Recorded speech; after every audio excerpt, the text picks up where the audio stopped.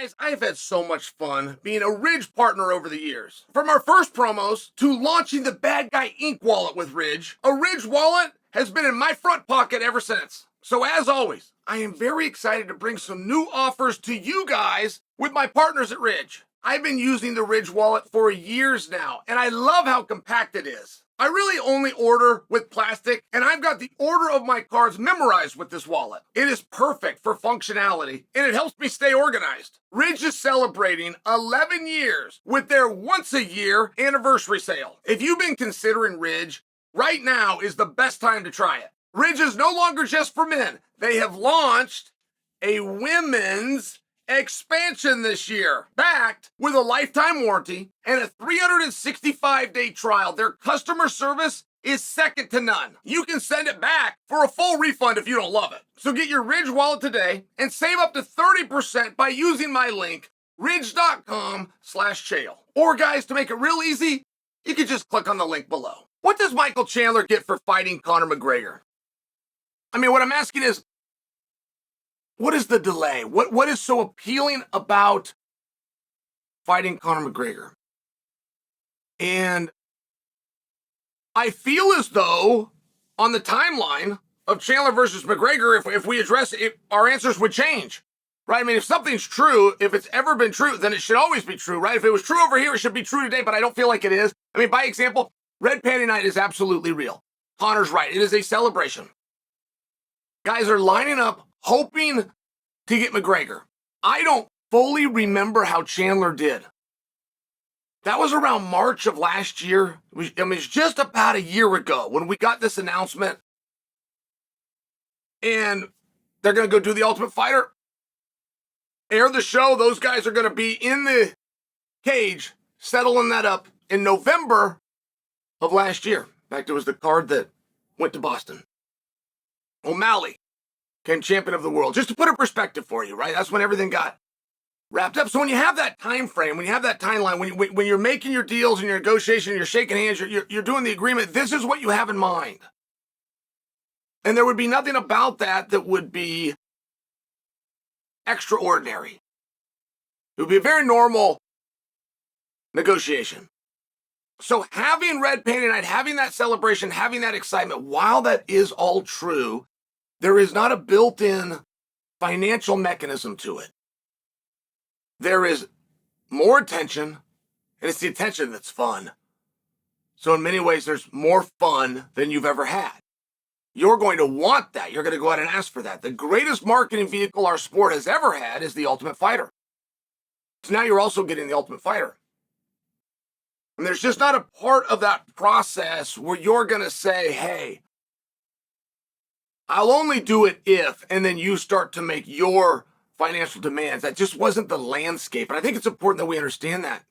Chandler, at the time of the announcement of this fight, at the time that he drew the red panties, that he had the celebration, that he gets television show, was coming off of a loss to Dustin Poirier. So Chandler would have been feeling a little bit, hey, where do I go? And Chandler's very quick run. I mean, he's done everything. Become your guys' favorite. He's gotten this pop. He's reaching superstardom, right? I mean, Chandler is like must-see TV, but he fought for a belt.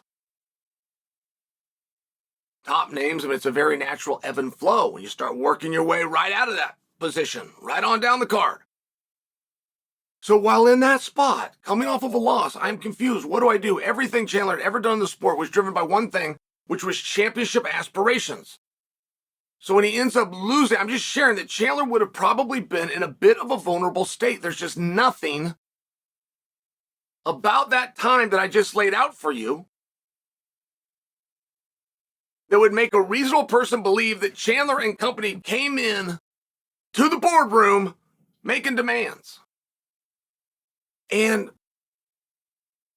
I take the time to explain that and set that part up for you because I'm getting in front of something, right? When we look at the time frame of Conor Chandler getting announced, all the things that happen, all the things, the USADA, I mean, just everything that happens. Okay, we're going to do it at 300. It's not at 300. Okay, it's going to be International Fight Week, and we find out it's not going to be. Okay, I want the sphere, but you're not getting it. I mean, like, as everything comes along, the one argument that you've made the whole time, and I know you're going to continue to make, the belief that you have, is that the payout for Chandler is so significant because he's taking on the biggest star, that it justifies missing.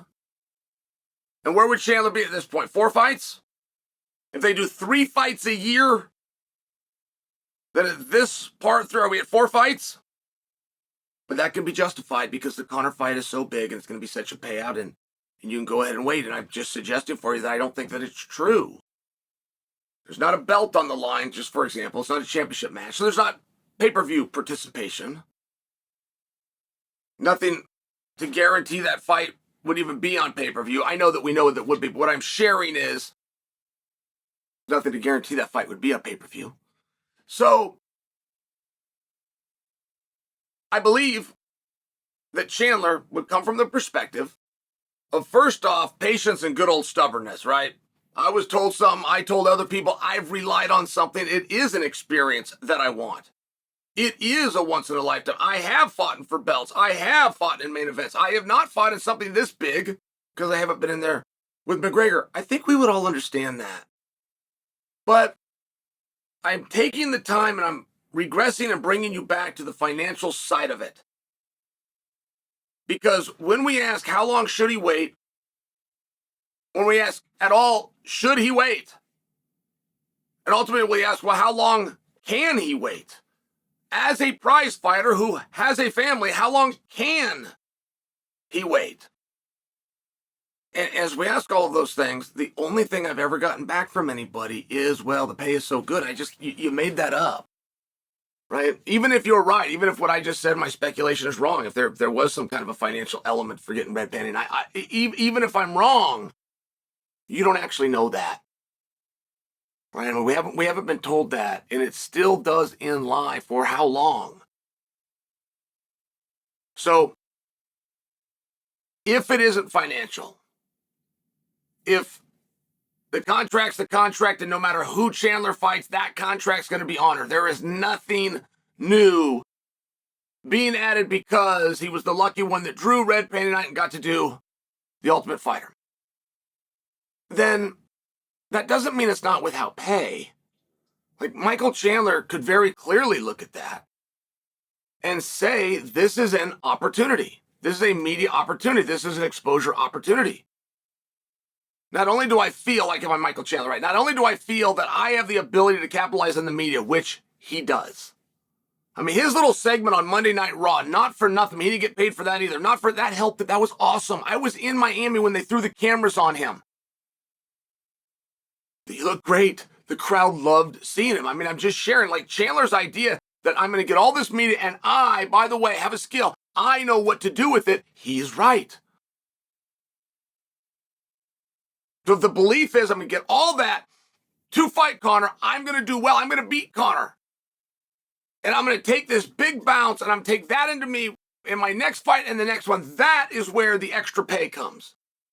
That is the investment that I'm making right now.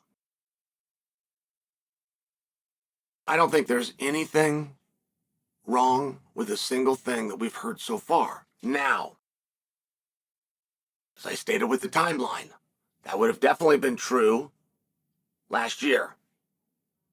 You start to question it when you're finding about the USADA and the pool business, that Conor's not in it. But you're going to rely on some good faith and you're told he's coming. He's doing a movie and he's coming. Okay, great. Well, he does. He comes. All right, great. That's perfect because the rumor is you're going to go to UFC 300. So you train, you prepare, and you hold out hope for that, and you find out that's inaccurate. But then you get told right by the man himself. Conor himself says we're going to do it on June 29th, International Fight Week, so you hold out hope, right? What I'm sharing is, as that timeline moves, what could be true and what was once true is not always going to be true. The bounce that Chandler could get if everything goes right and he's willing to bet and invest on himself, something that he's had to do his entire life, does make sense, but there's a timeline. It doesn't necessarily make sense if we stretch this over 5 years just to really prove my point, and all of a sudden Chandler's 40 years old and there isn't a next fight and the next one. I mean, what would Chandler do? And would he change his mind if he was armed with the fact that the fight, the big one, the everything, the red pin, all this attention, which is the only thing he's holding out for, is going to be a 3-round co-main event. Would he then change his mind? I'm not certain or suggesting for you that if Chandler changes his mind and we snap our fingers, that he goes on to a pay-per-view above co-main event. So he would have to consider that too. Well, what happens if I do go my separate ways from Conor? Am I still in a co-spot? But one thing that comes along with Conor is all the attention because it's a main event. So then if you get armed with the fact that no, it's not. No, the company is not confident. He's got 2 fights left. He's not talking about re-signing. He's somebody wants to go box somewhere else. It's not a title fight. It's not a contention or eliminators fight. That's not the kind of thing that we main event against anybody, regardless of who the opponent is. Would Chandler then change his mind? I'm only asking these questions because I want Chandler to have all of the information. Chandler's a smart guy. He likely has all of the information, or at least he's asked the questions. But I don't believe there's some conspiracy where anybody's holding back. I believe that the organization would go, look, you know what we know. If you're tired of waiting, we're tired too. If you want to fight somewhere else, we'll book you somewhere else. The only thing that we can assure you is that if he comes back, you will be his opponent. That's the only thing we can tell you. We don't know when that's going to be or even if that's going to be. I mean, I'm just sharing that I think the conversation probably went something like that with Chandler.